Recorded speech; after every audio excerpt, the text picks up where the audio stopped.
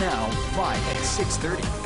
Well, throughout the entire election, multiple groups and campaigns targeted the Latino community, some such as Latinos for Trump and Familia, Vota, who say 2020 was a very unique year for the Latino vote. 8 News Now reporter Sally Jaramillo has more on Latino voter turnout and campaign efforts.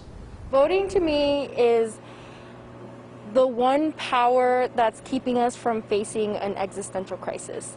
People have long said Latino voters are not monolithic, and it's very true. Professor of Urban Affairs at UNLV, Robert Lang, says there's a lot of difference between Florida Latinos and those in Arizona and Nevada. Florida has a lot of Caribbean or South American Latinos who are quite conservative, coming from countries like Cuba and Venezuela.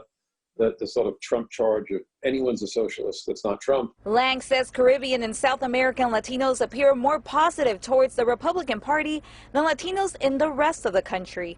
Lang added yesterday he was impressed with the number of Latino voters in the Valley. The numbers look good. They were up generally with other groups as well.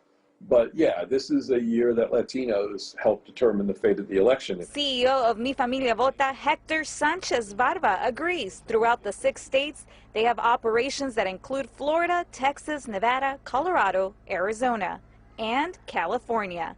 He saw historical numbers, almost 9 million in early voting. Just the fact that young Latinos from 18 to 29, came out in historical numbers. It increased 300% on the young Latino vote.